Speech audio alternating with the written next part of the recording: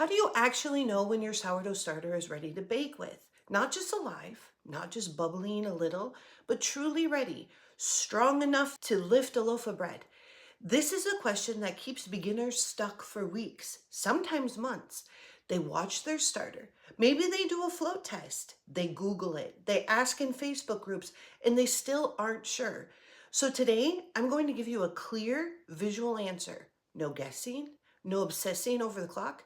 And by the end of this video, you'll be able to look at your jar of starter and know, yes, it's ready. Let's bake. Let's start here. What does it actually mean for a starter to be ready? It means three things are true. One, the yeast and bacteria are balanced, not one dominating the other, but they're working together. You will know this by the signs, which I will cover in a minute. Two, it rises and falls predictably after every feeding, not sometimes, consistently. And three, it has enough strength to lift your dough. Here's the milestone I use. Your starter needs to double after feeding for 3 consecutive days before you bake with it. Now, this isn't every time, but when you're just bringing your starter into a new environment, it having 3 consecutive rises, that's consistency, and that tells you it's not just having a good day, it's genuinely ready. And here's something that reframes the whole thing. Your starter is not magic. It's fermented flour and water containing natural bacteria and wild yeast. Sourdough starter is an ingredient. Commercial yeast and sourdough starter are actually interchangeable. Your starter is simply a natural version of the same leavening ingredient. Getting your starter ready means that you're not waiting for a miracle. You're preparing an ingredient. I have seen too many people get stuck at the starter point. The actual goal will be baking a loaf of bread. Let me show you exactly what a ready starter looks like, because this is something you need to see, not just read about. So sign one, it doubles in size. After feeding, mark where your starter starts with a rubber band. Within a few hours, remember, faster in a warm kitchen, slower in a cold one, it should double. Big and small bubbles throughout, not just on the top. You'll actually see the gluten web stretching when you pull it away from the side of a jar. Those long, stretchy strands tell you the structure is there. The starter has strength. That's what you want going into your dough. Sign two, it rises and falls. A starter that rises is good. A starter that rises and then falls back down on a predictable schedule is what we're actually looking for. That rise and fall pattern tells you the yeast cycle is working. It ate, it peaked, it's ready for more. That's a healthy, functioning starter. Sign three, the smell changes. Early on, your starter might have smelled funky, like cheese or gym socks. A ready starter smells tangy, ripe, slightly yeasty. It's pleasant, not sharp. You'll notice the difference, and once you smell a ready starter, you'll always know it. Sign four, the texture is airy. When you stir it just after it's peaked, it should feel light, almost fluffy, full of life, not gluey, not flat, not dense. That airiness in the gas from fermentation, it's your starter doing exactly what it's supposed to do. Let me give you the test I actually use, and this is the rhythm test. I will do this when I am refreshing or reviving my starter, rehydrating a starter, or when I get a new one from a friend, just like you. Feed your starter and mark your rubber band. Check back in a few hours. Did it double? Write it down, even just a note on your phone. Do that same thing the next day and the day after that. Once you, as a beginner, see the consistency and discover the predictability, you don't need to wait 3 days. You will just know what it should look like. And sometimes it takes less days or feedings, and sometimes more days slash feedings. But I have found that 3 consecutive doubles, my starter is ready to bake. Simple, no special equipment, no tricks. You probably have heard of the float test, where you drop a small spoonful of starter into a glass of water. If it floats, it's ready. But here's my honest take. I don't teach it, and some perfectly ready starters sink.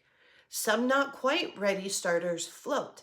It depends on your hydration, how bubbly it is, how gently you dropped it in. In a way, rather than helping, it gives beginners one more thing to second guess when they already have a perfectly good answer right in front of them. So I rely on the rhythm test as my real answer. And what about peak? While we're busting myths, let's talk about peak. You're going to hear this word constantly in the sourdough world. Peak is simply the highest point your starter reaches after feeding before it starts to fall back down. It's the top of the arc. And somewhere along the way, the sourdough community decided that peak was the only acceptable moment to use your starter. Use it before peak, disaster. Use it after peak, disaster. But here's the truth. There's a larger window. An established healthy starter that has doubled, has big and small bubbles, and smells pleasant, that is your window, not a single moment, a window. An hour or two past peak and your bread will still be delicious. Even put it in the fridge for the next day and it still will be good. In fact, the example from the float test was a starter I pulled out of the fridge that doubled yesterday. So it may rise slightly slower and it may taste a little more tangy, but it will work. Stop chasing the perfect moment and start watching that window. What if you've been watching for days and it's just not doubling? Okay, take a breath. This does not mean you failed. It usually means one of three things. One, it's too cold. Try moving your jar somewhere warmer, on top of the fridge, near a vent or oven with just the light on. Not the heat, just the light. I tend to mix my dough and feed my starter around dinner time. This is the warmest that my kitchen is, and I don't need to do anything extra to help my starter. When you are reviving or refreshing or assimilating a starter, it needs more consistent feeding. So try committing to once a day at roughly the same time for a few days. Consistency helps it find its rhythm. You pick the time that works for you. Sometimes a starter that isn't rising has too much old starter and not enough fresh food. So remove some starter, feed it back to at least its own volume in flour and water, and see if that helps. Most sluggish starters just need a little bit more food, a little patience, and a little warmth. Very few are actually beyond saving. Here's what I really want you to take from this video, and it's bigger than any test. Most beginners want to follow a recipe to the T. Exact times, exact measurements, exact instructions, and I completely understand that when something feels unfamiliar, rules feel safe. But sourdough doesn't live on a clock. It lives on time, temperature, and the ingredients that you use. Your kitchen is different from mine. Your flour is different. Your schedule is different. So instead of chasing someone else's timeline, we're learning to read what's in the jar. That shift from following the clock to observing what's in front of you is the skill that makes you a confident baker. And you're already building it just by watching this video. So here's your assignment. Feed your starter today, mark your rubber band, check back in a few hours and see what happened. Write it down. Even just a quick note, fed at 9 a.m., doubled by 1 p.m. And do that for 3 days. By day 3, you'll either be ready to bake or you'll know exactly what to adjust. Either way, you won't be guessing anymore. You've got this. So if your starter is doing something weird and you're not sure what it means, drop it in the comments. Describe what you're seeing and I'll help you figure it out.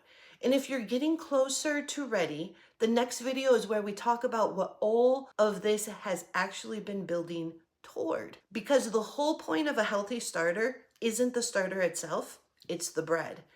So subscribe so you don't miss it, and we'll see you soon.